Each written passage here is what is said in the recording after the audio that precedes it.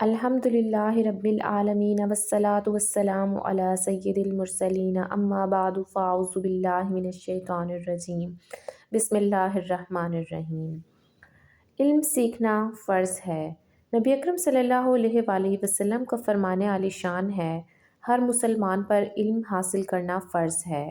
اس حدیث پاک کی روشنی میں علماء کرام فرماتے ہیں کہ ہر مسلمان پر اس کی موجودہ حالت و کیفیت کے متعلق شرعی مسائل سیکھنا فرض عین ہوتا ہے۔ مثلاً جب کوئی بالغ ہو تو اس وقت طہارت اور نماز کے مسائل سیکھنا فرض ہو جاتا ہے۔ رمضان کے روزے فرض ہو جائیں تو روزوں کے ضروری مسائل سیکھنا فرض ہوتا ہے۔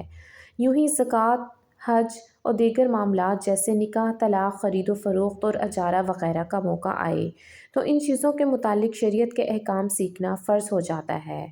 بات کرتے ہیں عورتوں کے لیے حیض و نفاس کے مسائل جاننا۔ عورت پر جو طہارت کے مسائل سیکھنا فرض ہیں، ان میں حیض و نفاس کے ضروری مسائل بھی شامل ہیں۔ جیسا کہ حضرت مولانا مفتی احمد یار خان نعیمی رحمۃ اللہ علیہ لکھتے ہیں، ہر مسلمان مرد عورت پر علم سیکھنا فرض ہے۔ علم سے بقدر ضرورت شرعی مسائل مراد ہیں، لہٰذا روزے نماز کے مسائل ضرور یہ سیکھنا ہر مسلمان پر فرض۔ حیض و نفاس کے ضروری مسائل سیکھنا ہر عورت پر، تجارت کے مسائل سیکھنا ہر تاجر پر، حج کے مسائل سیکھنا حج کو جانے والے پر عین فرض ہیں۔ حیض و نفاس کے متعلق شرعی مسائل جاننے کی اہمیت۔ حیض کے مسائل کا علم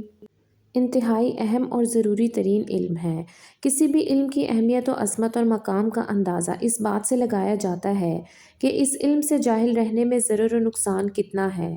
اور جب ہم حیض کے شرعی مسائل کا جائزہ لیں تو بلا شبہ اس علم سے جاہل رہنے کا نقصان اور ضرر دوسرے کئی علوم کی جہالت سے بڑا ہے، کیونکہ اس کے ساتھ متعلق ہونے والے مسائل بے شمار ہیں۔ حتیٰ کہ کئی فقہ کے ابواب کا تعلق اس کے ساتھ جڑتا ہے، جیسے وضو، غسل، نماز، روزہ، حج، اعتکاف، نکاح، طلاق، عدت، استبرا، ازدواجی تعلقات، قرآن پاک کی تلاوت، قرآن پاک کو چھونا، مسجد میں داخل ہونا، بلوغت وغیرہ۔ یہ صرف ابواب کے نام لکھے گئے ہیں، ورنہ تفصیل کی جائے تو ان میں سے ہر ایک کے تحت حیض سے متعلق بیسیوں مسائل ہیں۔ اور ان مسائل سے غفلت و جہالت کا اثر کیسا ہوتا ہے، اس کا اندازہ اس مسئلے سے لگائیں کہ مثلاً عورت کو عادت کے دن شروع ہونے سے چند دن پہلے ہی خون آنا شروع ہو جاتا ہے، اور پھر خون 10 دن مکمل ہونے پر بھی نہیں رکتا۔ اب سوال پیدا ہوتا ہے کہ عورت کون سے دنوں کو حیض سمجھے اور کون سے دنوں کو استحاضہ۔ 10 دن پورے ہونے کے بعد کیا کرے گی؟ ان سب دنوں میں سے کون سے دنوں میں نماز پڑھنی ہے اور کون سے دنوں میں نہیں؟ رمضان کا روزہ رکھنا ہے یا نہیں؟ ازدواجی تعلقات حلال ہے یا حرام؟ قرآن پڑھنا اور چھونا حلال ہے یا حرام؟ ان سب باتوں کا فیصلہ اس خون کے حیض ہونے یا نہ ہونے پر موقوف ہے۔ اور نماز کا معاملہ تو ایسا ہے کہ علم نہ ہونے کی وجہ سے اگر عورت نے خون کو حیض سمجھ کر نماز چھوڑ دی، وہ خون حیض نہ تھا تو حرام میں مبتلا ہوگی، اور اگر خون کو استحاضہ سمجھ کر نماز پڑھ لی اور وہ خون حیض تھا تو اب بھی حرام میں مبتلا ہوگی، اور یہ معاملہ 5 نمازوں کے وقت درپیش ہوگا۔ یہی صورت رمضان کے روزوں میں بھی پیش آئے گی۔ لہٰذا جب تک عورت کو خون کے حیض ہونے یا نہ ہونے کا مسئلہ معلوم نہ ہو جائے، وہ شرعی احکام پر عمل نہ کر پائے گی، اور قدم قدم پر گناہ میں مبتلا ہونے کا اندیشہ رہے گا۔ اور یاد رکھیے، سیکھنے کی قدرت ہونے کے باوجود ضروری علم نہ سیکھنا یہ خود ایک الگ گناہ ہے، لہٰذا ایسی جگہ مسئلہ معلوم نہ ہونے کا اثر بھی مقبول نہ ہوگا۔ حیض و نفاس کے مسائل کی پیچیدگی۔ ایک طرف تو حیض کے ان مسائل کی اہمیت ہے اور دوسری طرف حیض کے متعلق بعض مسائل اور مباحث کی پیچیدگی کا معاملہ ہے۔ علماء فرماتے ہیں کہ حیض کی عادت بدل جانے کے مسائل بہت زیادہ درپیش ہوتے ہیں، اور انہیں سمجھنا اور پھر مختلف صورتوں پر ان کو اپلائی کرنا بھی ایک مشکل کام ہے۔ حتیٰ کہ علماء اس قسم کے مسائل بیان کرنے سے پہلے لکھتے ہیں کہ آستین چڑھا کر کمر بستہ ہو کر یہ مسائل سیکھنا شروع کریں۔ عورتوں کی عادات نوٹ نہ کرنے اور یاد نہ رکھنے جیسی غفلت سے مسائل کی پیچیدگی میں اضافہ بہت زیادہ بڑھ رہا ہے۔ حیض، نفاس اور استحاضہ کے موضوع پر مروی احادیث و روایت کو جمع کیا گیا ہے۔ ان احادیث کو مختلف عنوان کے تحت مرتب بھی کیا گیا ہے، اور ان کے ساتھ مختصر تشریح اور متعلقہ ضروری مسئلے بھی واضح کیے گئے ہیں تاکہ حدیث کا مفہوم آسانی سے سمجھ آ جائے۔ بالخصوص استحاضہ کے موضوع پر آنے والی مختلف احادیث میں چونکہ جو احکام بیان ہوئے وہ بظاہر ایک دوسرے سے مختلف نظر آتے ہیں، لیکن حقیقتاً یہ اختلاف سوال کرنے والی خواتین کی کیفیت کے مختلف ہونے کی وجہ سے تھا۔ تو اس طرح کی احادیث کا موقع محل اور صحیح مفہوم واضح کرنے کی بہت زیادہ حاجت تھی، لہٰذا اس مجموعہ احادیث میں اس بات کو مد نظر میں نے رکھا ہے ان احادیث کا موقع محل واضح کرتے ہوئے ترتیب دی گئی ہے۔ ساتھ ہی ان احادیث کو پڑھنے سے اندازہ ہوتا ہے کہ صحابیات رضی اللہ تعالیٰ عنہا اس طرح کے مسائل کو بھی سکھایا کرتی تھیں۔ بالخصوص حضرت سیدنا عائشہ رضی اللہ تعالیٰ عنہا اس موضوع پر بہت سی احادیث مروی ہوئی ہیں۔ نیز ان احادیث سے معلوم ہوتا ہے کہ بعض صحابیات کا استحاضہ کا مسئلہ بھی رہا اور ان میں سے بعض کو یہ حکم بھی دیا گیا کہ وہ ہر نماز کے وقت غسل کر کے نماز پڑھا کریں، چنانچہ وہ ایک عرصے تک اس حکم پر عمل کرتی رہیں۔ ان صحابیات کا یہ عمل ہمارے لیے نمونہ اور اعلیٰ مثال ہے، جس سے ہمیں یہ سیکھنے کو ملتا ہے کہ شریعت کی طرف سے بعض عورتوں میں اگر ایسا حکم ملے جس میں آزمائش آئے تو اس وقت شریعت کے حکم سے روگردانی کرنے کے بجائے اس پر عمل کرنا چاہیے اور رضائے الہی و اخروی ثواب کی امید رکھنی چاہیے۔ یقیناً جس عمل میں مشقت زیادہ ہوگی اس کا ثواب بھی زیادہ ہوگا۔ اللہ تعالیٰ سے دعا ہے کہ اللہ تعالیٰ اس کوشش کو اپنی بارگاہ میں قبول فرمائے اور اس ویڈیو کو عوام و خواص کے لیے نفع مند بنائے، اور اس ویڈیو کو میرے استاذہ بالخصوص مفتی قاسم صاحب اور میرے والدین، اہل و عیال کی بخشش کا ذریعہ بنائے۔ اس ویڈیو میں جو خوبی ہے یقیناً وہ اللہ تعالیٰ کی طرف سے ہے، اور جو نقص، خامی یا غلطی ہے وہ میری طرف سے ہے۔ اہل علم حضرات سے گزارش ہے کہ میری ویڈیو میں کسی قسم کی غلطی پائیں تو مجھے کمنٹ باکس میں ضرور بتائیں، انشاءاللہ اس غلطی کی اصلاح کروں گی۔ حیض و نفاس کے متعلق آیات و حدیث۔ اس ویڈیو میں سب سے پہلے ہم ان احادیث و روایت کو جمع کیا گیا ہے جو حیض و نفاس اور استحاضہ کے متعلق مروی ہیں۔ اس باب میں حیض و نفاس سے متعلقہ فقہی مسائل کو تفصیل سے بیان نہیں کیا جائے گا، بلکہ احادیث و روایات کی مختصر شرح اور مختلف احادیث کا صحیح محمل و مفہوم بیان کرنے کے ساتھ ساتھ فقط حدیث سے متعلق ضروری فقہی مسئلے پر گفتگو ہوگی، اور حیض و نفاس وغیرہ کے متعلق فقہی احکام کی تفصیل اس سے اگلے باب میں بیان کی جائے گی۔ یوں یہ باب گویا اگلے باب میں آنے والے فقہی مسائل کے لیے نہ صرف ایک تمہید کی حیثیت رکھتا ہے بلکہ ان مسائل کو ماخذ دلیل اور سند کی بھی حیثیت رکھتا ہے۔ حیض و نفاس اور استحاضہ کے متعلق جو احادیث مروی ہوئیں وہ مختلف کتب احادیث میں سے ہیں، اور سنن درامی وغیرہ بعض کتب حدیث میں اگرچہ کافی بڑی تعداد میں یہ روایت ہیں، لیکن پھر بھی بہت سی روایات اس کے بجائے دوسری کتب میں ہیں۔ الحمدللہ اس باب کے اندر اس موضوع پر مروی ہونے والی احادیث و روایت کو کافی حد تک جمع کر دیا گیا ہے، اور نہ صرف جمع کیا گیا ہے بلکہ عنوانات دیکھ کر مرتب بھی کیا گیا ہے، اور ساتھ مختصر شرح بھی بیان کی گئی ہے۔ امید ہے ان احادیث سے استفادہ کرنا بہت آسان ہوگا۔ اللہ تعالیٰ سے دعا ہے کہ اللہ تعالیٰ ہمیں ان احادیث کے انوار سے منور فرمائے۔ حیض سے متعلق ارشاد باری تعالیٰ ہے۔ اللہ تعالیٰ قرآن پاک میں فرماتا ہے، اور تم سے حیض کے بارے میں پوچھتے ہیں، تم فرماؤ وہ ناپاکی ہے، تو حیض کے دنوں میں عورتوں سے الگ رہو، ان کے قریب نہ جاؤ جب تک کہ خوب پاک نہ ہو جائیں، پھر جب پاک ہو جائیں تو ان کے پاس وہاں سے جاؤ جہاں سے تمہیں اللہ نے حکم دیا ہے، بے شک اللہ بہت توبہ کرنے والوں سے محبت فرماتا ہے اور خوب صاف ستھرا رہنے والوں کو پسند کرتا ہے۔ یہ سورہ بقرہ کی آیات 222 ہے۔ اس آیات کا شان و نزول اور پس منظر بیان کرتے ہوئے شیخ الحدیث و تفسیر حضرت علامہ مولانا مفتی محمد قاسم قادری اس تفسیر سیرۃ الجنان میں لکھتے ہیں،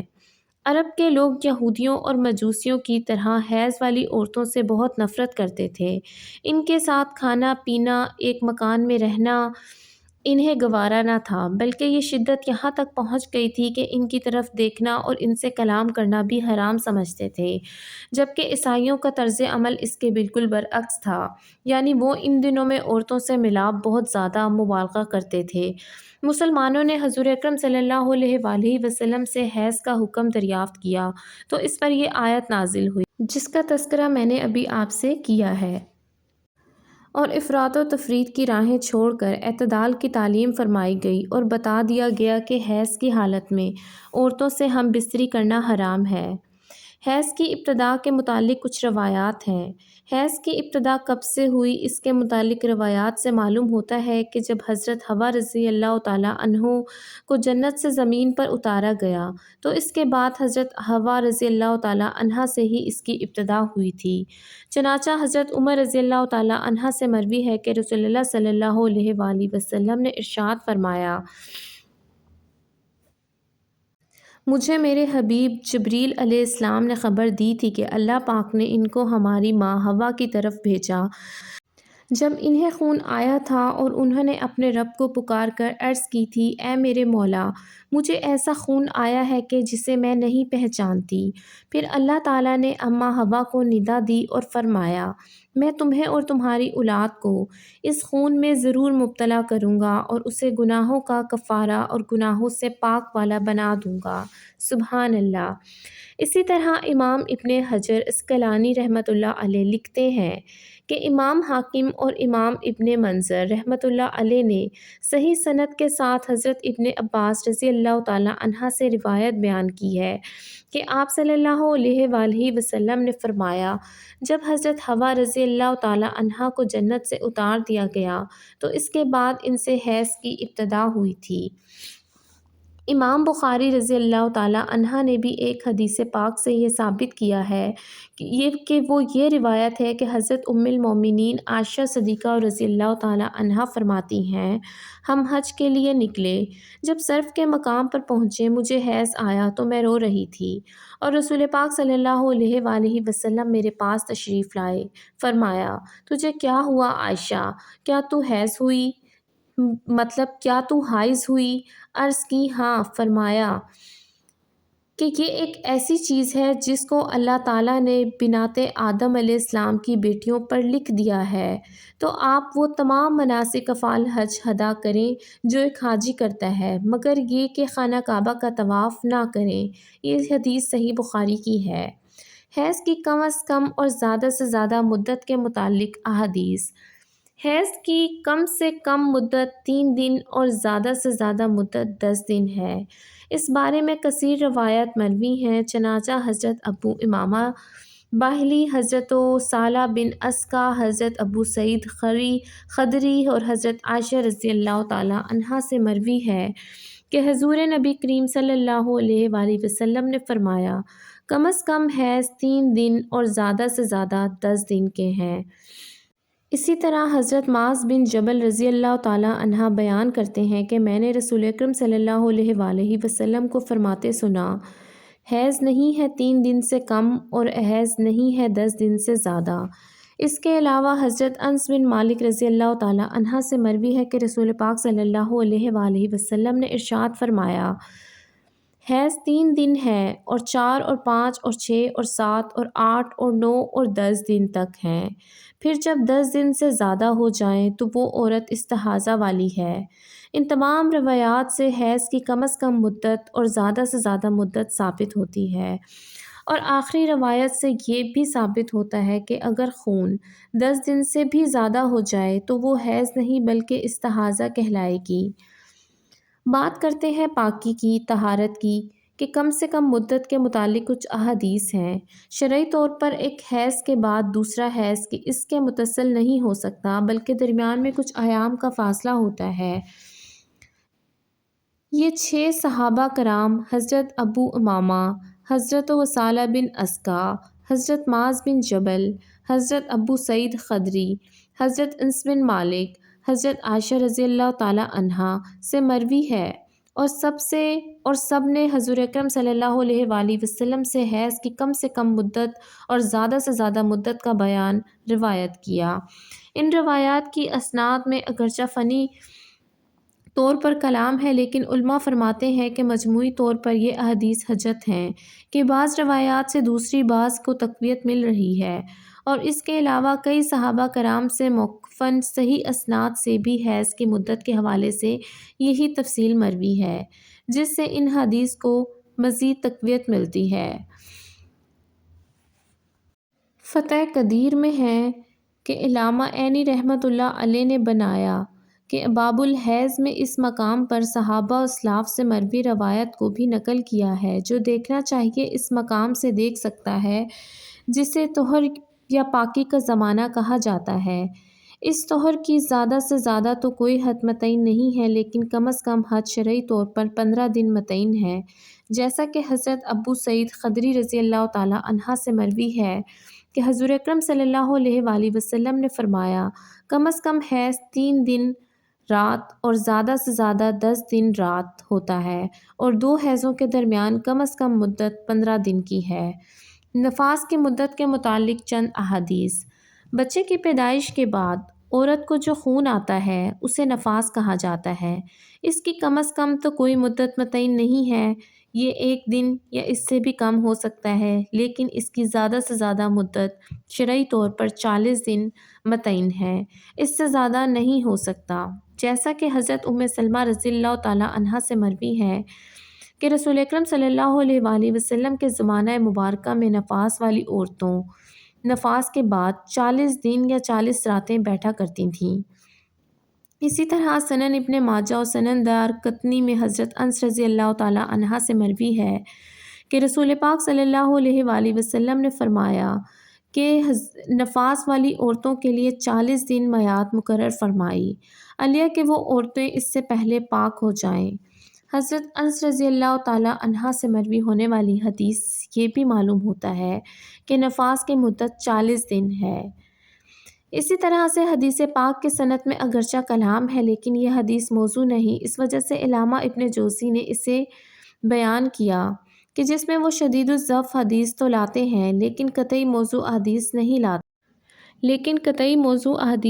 لاتے۔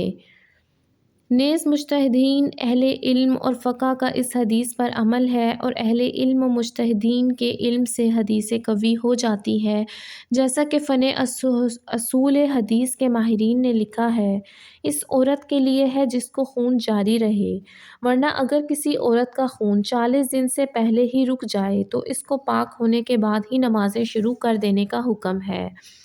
آگے آنے والی حدیث میں بھی اس بات کا بیان ہوگا، لہٰذا خون رکنے کے بعد خواہ 40 دن مکمل ہونے تک نماز نہ پڑھنا حرام اور کبیرہ گناہ ہے۔ ہمارے ہاں یہ دیکھا گیا ہے کہ عورتوں کو بتا دیا جاتا ہے کہ جب بچے کی پیدائش ہوتی ہے تو وہ 40 دن تک نفاس میں ہیں اور وہ ناپاک ہیں، اس سے پہلے نہ تو وہ پاک ہو سکتی اور نہ نماز پڑھ سکتی۔ یہ صحیح نہیں ہے، اگرچہ عورت کا خون اگر رک جائے تو وہ پاک ہو کر نماز ادا کرے، ورنہ یہ کبیرہ گناہ ہے۔ حیض کا خون 10 دن سے اور نفاس کا 40 دن سے بڑھ جانے کے متعلق کچھ احادیث بیان کرتی ہوں۔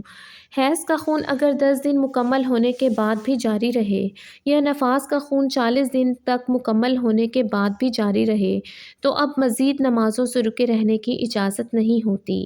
بلکہ حکم ہوتا ہے کہ غسل کر کے نمازیں شروع کر دیں اگرچہ خون جاری ہو، کیونکہ اس مدت کے بعد آنے والا خون حیض یا نفاس نہیں ہوتا، بلکہ یہ استحاضہ یا بیماری کا خون کہلاتا ہے۔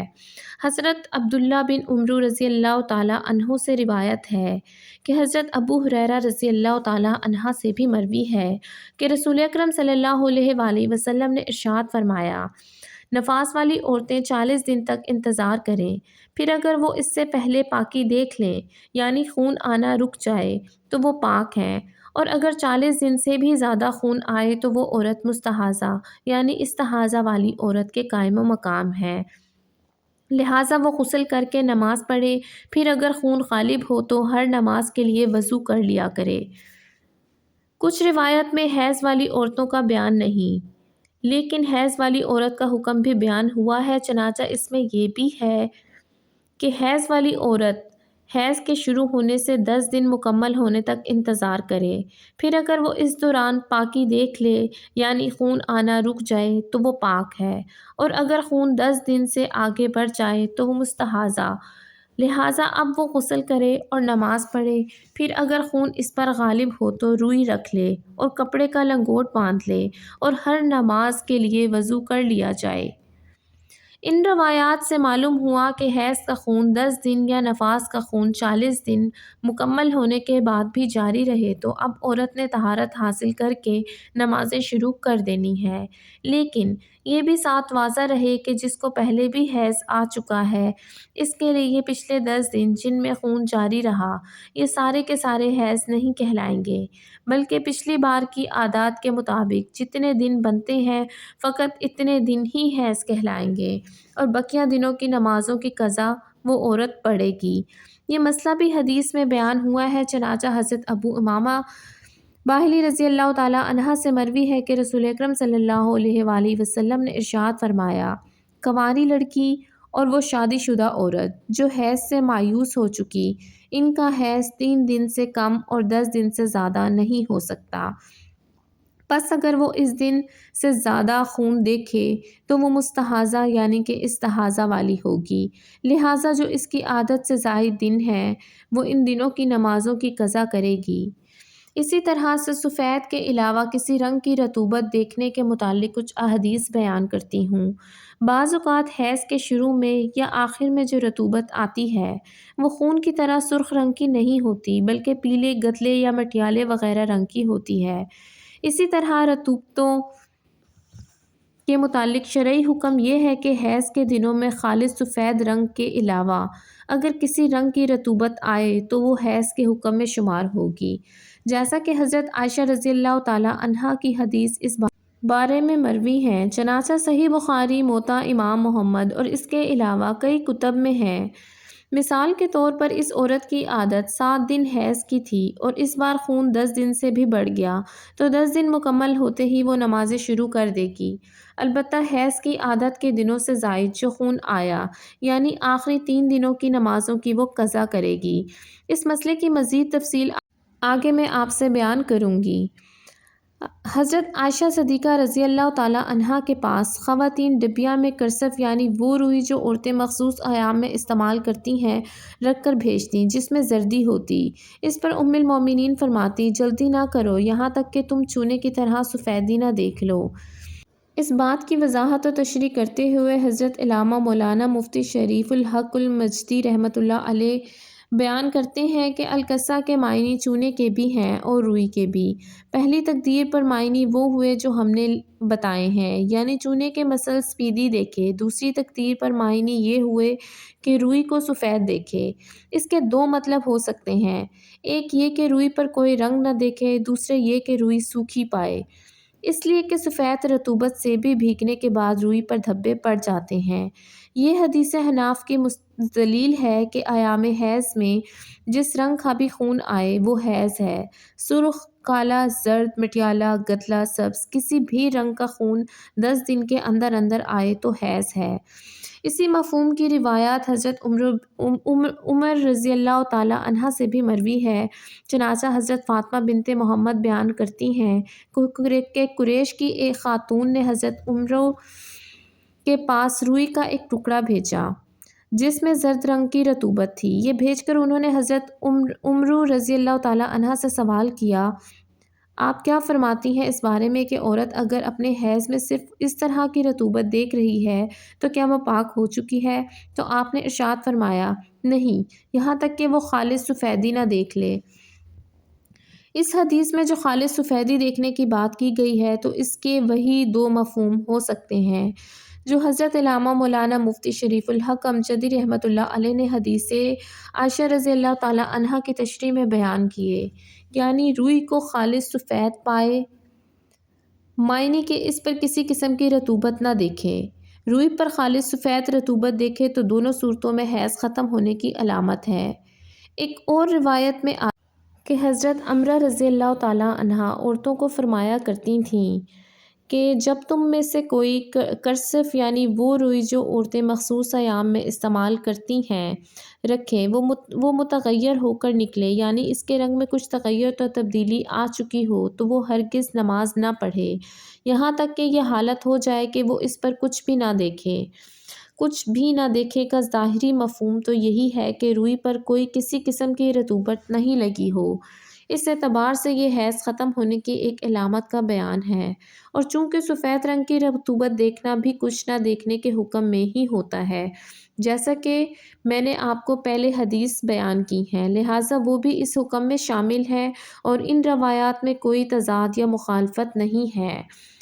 پہلے میں نے حضرت عمرہ کا آپ کو بتانا تھا، لیکن میں نے اس کی جگہ حضرت عمر کہہ دیا، یہ میری غلطی ہے، مجھے معاف کیجیے۔ نمازیں شروع کرنے کے بعد دوبارہ داغ لگنے کے متعلق کچھ حدیث بیان کروں گی۔ بعض اوقات ایسا ہوتا ہے کہ حیض کا خون رکنے پر عورت غسل کر کے نمازیں شروع کر دیتی ہے، لیکن کبھی دوبارہ خون یا پیلے رنگ کی رطوبت آ جاتی ہے یا داغ لگ جاتا ہے، تو ایسی صورت میں اگر یہ رطوبت جاری رہے اور 10 دن مکمل نہ ہوئے ہوں تو دوبارہ نمازوں سے رک جانے کا حکم ہوتا ہے۔ اس کے متعلق حضرت اسماء بنت ابی بکر صدیق رضی اللہ تعالی عنہا سے روایت آئی، چنانچہ حضرت فاطمہ بنت منذر بیان کرتی ہیں کہ ہم حضرت اسماء بنت ابی بکر صدیق رضی اللہ تعالی عنہا کی پرورش و تربیت میں ہوتی تھیں کہ ہم میں سے کوئی جب پاک ہو جاتی تو وہ نماز پڑھنا شروع کر دیتی، پھر کبھی پیلے رنگ کی رطوبت دوبارہ آ جاتی تو پھر جب حضرت اسماء رضی اللہ تعالی عنہا کے پاس اس بارے میں پوچھا جاتا تو آپ فرماتی، تم جب تک کہ زرد رطوبت دیکھو اس وقت تک نماز نہ پڑھو، یہاں تک کہ تم نہ دیکھو مگر خالص سفیدی، یعنی کہ خالص سفیدی دیکھنے کا مفہوم پہلے والی احادیث کے تحت بیان ہو چکا ہے۔ ایک اور حدیث سے معلوم ہوا کہ اگر خون رکنے پر عورت نے غسل کر کے نمازیں شروع کر دیں اور پھر دوبارہ خون یا پیلے رنگ کا پانی آیا تو دوبارہ نمازوں سے رک جائے گی، لیکن یہ اسی وقت ہے کہ جب حیض کو شروع ہوئے ابھی 10 دن مکمل نہیں ہوئے تھے، ورنہ اگر 10 دن مکمل ہونے کے بعد دوبارہ خون آئے تو اب عورت نمازوں سے نہیں رکے گی، کیونکہ اب اس خون کا استحاضہ ہونا واضح ہے۔ اور حضرت ام عطیہ رضی اللہ تعالی عنہا سے جو بات مروی ہے وہ یہ ہے کہ ہم طہر کے بعد گدلی یا پیلی رطوبت کو کچھ نہیں جانتی تھیں، یعنی کہ پاک ہونے کے بعد گدلی یا پیلی رطوبت کو وہ کچھ نہیں جانتی تھیں، تو اس بات کا مفہوم بھی یہی ہے کہ 10 دن مکمل ہونے کے بعد اگر پیلی رطوبت آپ دیکھیں تو اس کے بعد آپ نماز پڑھ سکتی ہیں، کیونکہ آپ استحاضہ والی عورت کہلائیں گی۔ حاملہ خاتون کو خون آئے تو اس کے متعلق کیا روایات ہے؟ بعض اوقات عورت کو حمل کی حالت میں خون آ جاتا ہے تو ایسی صورت میں حکم یہ ہوتا ہے کہ حمل کی حالت میں جو خون آئے وہ حیض میں شمار نہیں کیا جاتا، بلکہ اسے استحاضہ یعنی کہ بیماری کا خون شمار کیا جائے گا۔ اس کے متعلق کئی روایات مروی ہوئی ہیں، چنانچہ حاملہ عورت کو جب خون آئے تو اس عورت کے بارے میں حضرت عائشہ رضی اللہ تعالی عنہا فرماتی ہیں کہ حاملہ عورت کو خون آنا اسے نماز سے نہیں روکتا۔ یوں ہی ایک اور روایت بھی ہے کہ حضرت عائشہ رضی اللہ تعالی عنہا نے فرمایا، حاملہ عورت کو حیض نہیں آتا، پس اگر وہ خون دیکھے تو غسل کرے اور نماز پڑھے۔ اس کے علاوہ حضرت ابن عباس اور حضرت علی رضی اللہ تعالی عنہ سے مروی ہے، گدلے رنگ کی رطوبت آتی تو ہم اسے حیض شمار نہ کیا کرتیں۔ اس روایت کا یہ مطلب نہیں ہے کہ عادت کے دنوں میں یا 10 دن کے اندر ہی اس طرح کی رطوبت آئے تو اسے کچھ شمار نہ کیا جائے، جیسا کہ امام بقا رحمۃ اللہ علیہ حضرت عائشہ رضی اللہ تعالی عنہا والی حدیث نقل کرنے کے بعد لکھتے ہیں کہ جو بات حضرت عائشہ رضی اللہ تعالی عنہا کی حدیث سے ثابت ہے کہ سفیدی کے علاوہ دیگر رنگ کی رطوبت حیض میں شمار ہوگی، یہ بہتر ہے اس سے جو حضرت ام عطیہ سے مروی ہوئی، کیونکہ حضرت عائشہ رضی اللہ تعالی عنہا حضرت ام عطیہ سے زیادہ علم رکھتی ہیں۔ نیز یہ بھی ممکن ہے کہ حضرت ام عطیہ کی مراد اس بات سے یہ ہو کہ جب گدلے اور پیلے رنگ کی رطوبت 10 دن سے بڑھ جائے تو پھر ہم اسے کچھ شمار نہیں کرتیں۔ اس مفہوم کے اعتبار سے دونوں روایات میں تطبیق ہو جائے گی۔ حضرت ام عطیہ رضی اللہ تعالی عنہا کی حدیث ہے، وہ فرماتی ہیں کہ ہم طہر کے بعد یعنی پاک ہونے کے بعد گدلی اور پیلی رطوبت کو کچھ نہیں جانتی تھیں۔ اس سے ظاہر ہے کہ طہر یعنی پاک کے قبل یعنی عادت کے دنوں میں اسے وہ حیض جانتی تھیں۔ واضح رہے کہ اس روایت میں جو غسل کا فرمایا یہ فرض یا واجب نہیں بلکہ مستحب ہے، کیونکہ حاملہ کو آنے والا خون حیض نہیں ہوتا بلکہ استحاضہ ہوتا ہے، لہٰذا اس سے غسل فرض نہیں ہوگا۔ اللہ تعالیٰ نے حاملہ عورت سے حیض کو اٹھا لیا اور خون کا بچے کا رزق بنا دیا۔ استحاضہ کے متعلق احادیث و روایت اور ان کی تشریح بیان کرتے ہیں۔ روٹین کے مطابق عموماً ہر عورت کو مہینے کے کچھ دن خون آتا ہے اور بقیہ دن خون نہیں آتا، اور عموماً خون آنے کا دورانیہ 3 دن سے 10 دن کے درمیان ہوتا ہے، لیکن کبھی کبھار خون 10 دن مکمل ہونے پر بھی نہیں رکتا، یا 10 دن سے پہلے رک تو جاتا ہے لیکن پھر 15 دن کا وقفہ ملنے سے پہلے ہی دوبارہ شروع ہو جاتا ہے، یا وقفے سے سارا مہینہ ہی داغ لگتا رہتا ہے۔ ایسی صورت میں یہ سارے دن حیض کے نہیں ہوتے بلکہ کچھ حیض کے ہوتے ہیں، اور بقیہ اضافی دن استحاضہ کہلاتے ہیں، جن میں نماز، روزہ وغیرہ منع نہیں ہوتا۔ روٹین سے ہٹ کر اس طرح خون آنے کے طبعی طور پر مختلف اسباب ہو سکتے ہیں۔ یہ کسی بیماری کی وجہ سے بھی ہو سکتا ہے اور کوئی اور وجہ بھی ہو سکتی ہے۔ حدیث پاک میں اس کے مختلف اسباب کی طرف اشارہ فرمایا گیا ہے۔ رسول پاک صلی اللہ علیہ وآلہ وسلم نے استحاضہ کے خون کے متعلق ارشاد فرمایا، یہ ایک بیماری ہے جو عارض ہو گئی، یہ شیطان کی ضرب ہے جس کے اثر سے یہ خون نکلنا شروع ہو گیا ہے، یا یہ کوئی اور رگ ہے جو کھل گئی ہے۔ اس حدیث پاک میں 3 چیزیں بیان فرمائی گئی ہیں کہ استحاضہ کا خون یا تو کسی بیماری کی وجہ سے آتا ہے، یا شیطان کی ضرب کا اثر ہوتا ہے، یا پھر رحم کے قریب کی کوئی رگ کھل جانے کی وجہ سے جاری ہو جاتا ہے، لہٰذا اس خون کے احکام حیض و نفاس جیسے نہیں ہوں گے۔ حدیث پاک میں جو دوسری چیز فرمائی گئی کہ استحاضہ شیطان کی ضرب کا اثر ہے، تو اس کی وضاحت کرتے ہوئے حضرت علامہ مولانا مفتی احمد یار خان نعیمی رحمۃ اللہ علیہ فرماتے ہیں، یعنی یہ خون کی زیادتی شیطان کے اثرات سے ہے کہ اس نے تیرے رحم کی رگ میں انگلی ماری جس سے یہ بیماری پیدا ہو گئی۔ معلوم ہوا کہ جیسے انسان کی مار سے بیماریاں پیدا ہو جاتی ہیں یا سر پھٹ جاتے ہیں، ایسے ہی شیطان کے اثر سے بعض بیماریاں پیدا ہو جاتی ہیں۔ قرآن کریم میں اللہ تعالیٰ فرماتا ہے، جیسے اعصاب نے چھو کر پاگل بنا دیا ہو۔ معلوم ہوا کہ شیطان انسان کو چھو کر دیوانہ کر دیتا ہے۔ اس کا ترجمہ، مجھے شیطان ہی نے اس کا ذکر کرنا بھلا دیا۔ معلوم ہوا کہ شیطان کے اثر سے نسیان و بھول کا مرض پیدا ہو جاتا ہے، یا مطلب یہ ہے کہ یہ وہم کہ مجھ پر نماز فرض نہ رہی، یا استحاضہ نماز سے روکتا ہے، یہ شیطان کی طرف سے ہے۔ یہ حیض و نفاس کا خلط ہو جانا، اس میں فرق نہ کر سکنا شیطان کی طرف سے ہے۔ استحاضہ کے متعلق مختلف احادیث میں مختلف احکام بیان ہونے کی وجوہات۔ اس سے آگے جو چند احادیث استحاضہ کے متعلق آ رہی ہیں، ان کو بتانے سے پہلے بطور تمہید یہ بات جان لیں کہ استحاضہ والی خواتین کے متعلق احادیث مختلف طرح سے آئی ہیں۔ بعض خواتین کو حضور اکرم صلی اللہ علیہ وآلہ وسلم نے یہ حکم دیا کہ وہ حیض کے دنوں کے بعد ایک غسل کر لیا کریں اور پھر ہر نماز کے وقت وضو کر لیا کریں۔ بعض کو یہ حکم دیا کہ وہ ہر نماز کے وقت غسل کر کے نماز پڑھ لیا کریں، اور بعض کو حکم دیا کہ وہ دن میں 3 بار غسل کیا کریں، یعنی ظہر و عصر ایک غسل، مغرب و عشاء دوسرے غسل سے، اور فجر تیسرے غسل سے پڑھا کریں۔ یہ احکام بظاہر ایک دوسرے سے مختلف ہیں، لیکن حقیقتاً یہ مختلف قسم کے حکم استحاضہ والی خواتین کی کیفیات و حالات مختلف ہونے کی وجہ سے دیے گئے تھے، لہٰذا ہم آگے جو احادیث بیان کریں گے تو ساتھ اس کی وضاحت کریں گے کہ حدیث میں بیان کردہ حکم کس صورت سے متعلق تھا، تاکہ ہر حدیث اور ہر حکم کا محل وقوع واضح ہو جائے اور حدیث میں ظاہری طور پر دکھائی دینے والے اختلافات کی وجہ سامنے آ جائے۔ وہ مستحاضہ جس کو حیض کی عادت معلوم ہو، اس کے متعلق کیا روایات ہے؟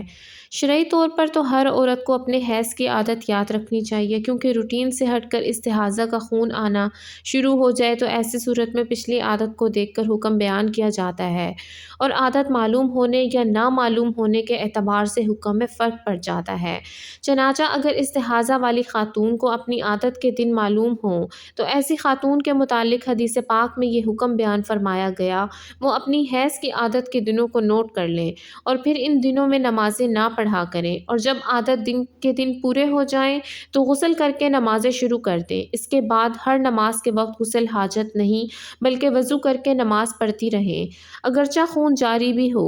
چنانچہ حضرت سلمہ رضی اللہ تعالیٰ عنہا سے مروی ہے کہ حضور اکرم صلی اللہ علیہ وآلہ وسلم کے زمانے میں ایک خاتون کو بہت زیادہ خون آتا تھا، تو حضرت سلمہ نے ان کے بارے میں رسول اکرم صلی اللہ علیہ وآلہ وسلم سے مسئلہ پوچھا، تو آپ صلی اللہ علیہ وآلہ وسلم نے ارشاد فرمایا،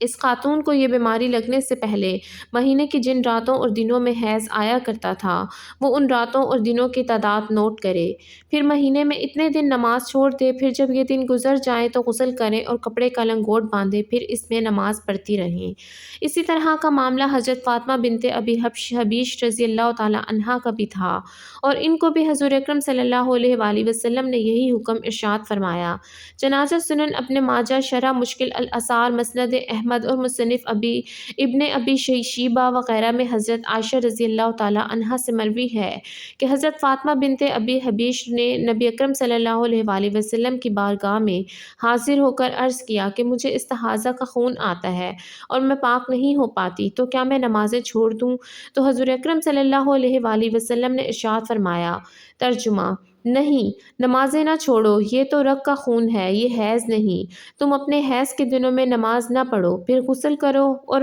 ہر نماز کے لیے وضو کرو، نماز پڑھ لیا کرو اگرچہ خون کے قطرے چٹائی پر گرتے ہوں۔ ان احادیث میں جو حکم بیان فرمایا گیا یہ استحاضہ والی خواتین کے متعلق ہے جن کو اپنے حیض کی عادت کے دن معلوم ہوں، جیسا کہ امام طحاوی علیہ رحمۃ اللہ اس طرح کی اور کئی احادیث نقل کرنے کے بعد لکھتے ہیں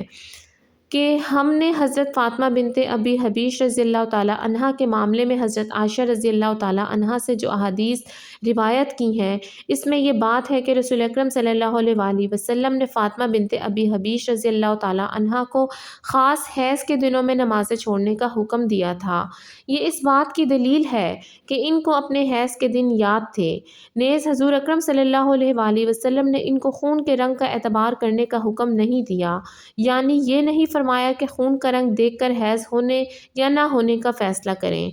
ان احادیث اور ان کی شرح سے جہاں استحاضہ والی خواتین کا حکم معلوم ہوا، وہیں یہ بھی معلوم ہوا کہ عورت کو جب خون مسلسل جاری رہے اور رکتا نہ ہو تو اب وہ خون کا رنگ یا کیفیت دیکھ کر اس کے حیض ہونے یا نہ ہونے کا فیصلہ نہیں کرے گی، بلکہ خون جاری ہونے سے پہلے حیض کی عادت کے جو دن تھے انہی کا اعتبار کرے گی اور اس اعتبار سے حیض اور استحاضہ کے دن متعین کرے گی۔ پہلے میں نے آپ کو استحاضہ والی عورت کو لنگوٹ باندھنے کا جو حکم دیا گیا تو اس کی وضاحت کرتے ہوئے بہت سے علماء یہ لکھتے ہیں، مستحاضہ کا لنگوٹ باندھنے کا حکم استحبابی اور احتیاطی ہے تاکہ خون سے مسلح اور کپڑے گندے نہ ہوں، وجوبی نہیں۔ اگر بغیر لنگوٹ کسی اور ذریعے سے یہ مقصد حاصل ہو جائے تو وہ کریں، اور اگر کسی طرح خون رکتا نہ ہو تو نماز پڑھتی رہیں اگرچہ خون مسلح پر ٹپکتا رہے، جیسا کہ دوسری روایات میں ہے۔ وہ مستحاضہ جس کو حیض کی عادت معلوم نہ ہو، اس کے متعلق کیا روایات ہیں؟ حضرت حبیبہ بنت حبش رضی اللہ تعالیٰ عنہا کو استحاضہ کا عارضہ لاحق تھا اور ان کو حضور اکرم صلی اللہ علیہ وآلہ وسلم کی طرف سے یہ حکم دیا گیا کہ وہ ہر نماز کے وقت غسل کر کے نماز ادا کیا کریں۔ چنانچہ حضرت عائشہ رضی اللہ تعالیٰ عنہا سے مروی ہے کہ حضرت حبیبہ رضی اللہ تعالیٰ عنہا کو 7 سال استحاضہ رہا۔ انہوں نے رسول اکرم صلی اللہ علیہ وآلہ وسلم سے اس کے بارے میں پوچھا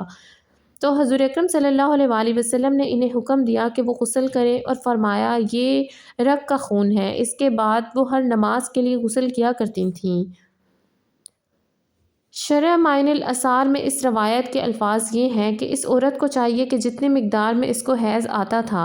وہ نوٹ کر لے اور اتنے دن نماز چھوڑ دے، پھر اس کے بعد دیکھے اور اس میں ہر نماز کے وقت غسل کر کے نماز پڑھ لیا کرے۔ ہر استحاضہ والی خواتین کو یہ حکم نہیں ہوتا کہ وہ ہر نماز کے وقت غسل کرے، جیسا کہ پہلے گزارا کہ حضرت فاطمہ بنت ابی حبیش کو رسول اللہ صلی اللہ علیہ وآلہ وسلم نے ہر نماز کے وقت غسل کا حکم نہیں دیا تھا، لیکن اگر استحاضہ والی خاتون کو اپنی حیض کی عادت کسی طرح بھی معلوم نہ ہو سکے اور خون مسلسل جاری ہو تو پھر ہر نماز کے وقت غسل کا حکم ہوتا ہے۔ ایسی عورت کو مطہرہ کہتے ہیں، اور جن احادیث میں استحاضہ والی خاتون کو ہر نماز کے وقت غسل کا حکم دیا گیا وہ اس صورت میں محمول ہیں۔ اس حدیث سے یہ جو معلوم ہوا کہ حضرت حبیبہ بنت حبش رضی اللہ تعالیٰ عنہا نماز کے وقت غسل کیا کرتی تھیں، تو اس صورت میں کیا تھا کہ ان کو کیا حکم تھا کہ اس کے متعلق علماء شاہرین فرماتے ہیں کہ یا تو ان کی بھی یہی صورت تھی کہ ان کو عادات کے ایام معلوم نہ تھے، اس وجہ سے آپ کو یہ حکم دیا گیا تھا، یا پھر ان کو بیماری کے علاج کے طور پر حضور اکرم صلی اللہ علیہ وآلہ وسلم نے ایسا کرنے کا حکم دیا تھا، لہٰذا آپ بطور علاج ایسا کیا کرتی تھیں کہ یہ وضاحت امام طحاوی رحمۃ اللہ علیہ نے شرح معانی الاثار میں بیان فرمائی۔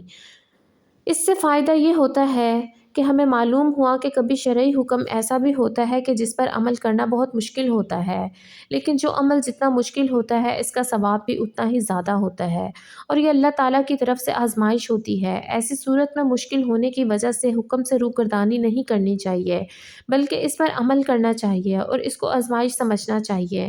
ایسے موقع پر اپنے سامنے ان اسلاف کا عمل رکھنا چاہیے جو ایسی آزمائشوں کے وقت بھی شریعت کے حکم پر عمل کرتے رہے، جیسا کہ صحابیات حضرت ام حبیبہ بنت حبش رضی اللہ تعالی عنہا کا ہر نماز کے وقت غسل کرنے والا عمل ہمارے لیے اعلیٰ مثال ہے۔ اسی طرح ایک اور خاتون کو حضرت علی اور حضرت ابن عباس رضی اللہ تعالی عنہا نے ہر نماز کے وقت غسل کا حکم دیا۔ اس کے متعلق جب حضرت ابن عباس رضی اللہ تعالی عنہ سے عرض کیا گیا کہ کوفہ کی زمین ٹھنڈی ہے اور اس عورت کے لیے ہر نماز کے وقت غسل کرنا باعث مشقت ہوگا، تو فرمایا اگر اللہ تعالیٰ چاہے تو اس سے بھی زیادہ سخت آزمائش میں مبتلا فرما دے۔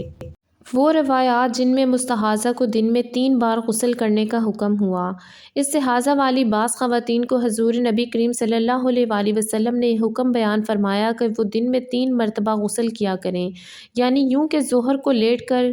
کے آخری وقت میں، عصر کو اول وقت میں پڑھیں اور ان دونوں کے لیے ایک غسل کر لیں، یوں ہی مغرب کو لیٹ اور عشاء کو اول وقت میں پڑھیں اور ان دونوں کے لیے ایک غسل کر لیں، اور فجر کے لیے الگ غسل کر لیا کریں۔ چنانچہ حضرت عائشہ صدیقہ رضی اللہ تعالی عنہا سے مروی ہے کہ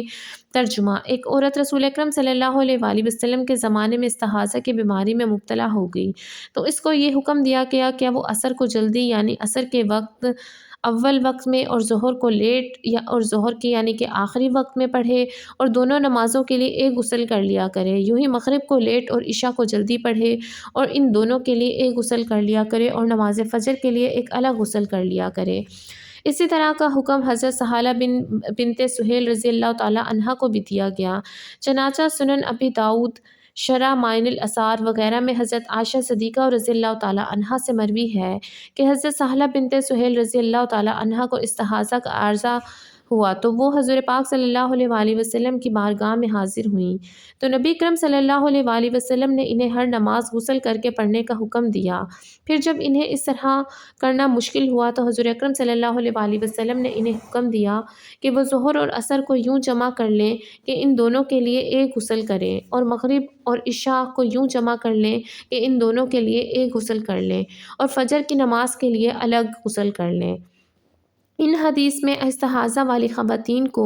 دن میں 3 بار غسل کرنے کا حکم دیا گیا۔ اس کی تعویل اور وجہ ہمارے حناف کے نزدیک یہ ہے کہ ایسی استحاضہ والی خواتین تھیں جن کو اپنے حیض کی عادت والے دن معلوم نہ تھے، البتہ یہ معلوم تھا کہ ان کا حیض ان 3 وقتوں میں سے کسی ایک وقت میں ختم ہوا کرتا تھا، اس لیے اس عورت کو ہر نماز کے وقت غسل کے بجائے فقط ان 3 اوقات میں غسل کا حکم دیا گیا۔ چنانچہ امام سرخسی رحمۃ اللہ علیہ لکھتے ہیں ہمارے نزدیک اس کی تعویل یہ ہے کہ اس خاتون کو یہ یاد تھا کہ اس کا حیض سے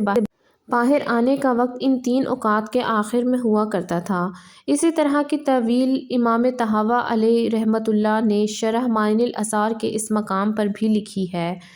مستحاضہ سے ازدواجی تعلقات قائم کرنے کے متعلق احادیث: حیض و نفاس کی حالت میں تو بیوی سے ازدواجی تعلقات قائم کرنا حرام ہوتا ہے، لیکن جس کو استحاضہ کا خون آ رہا ہو اس سے ازدواجی تعلقات قائم کرنا منع نہیں ہوتا،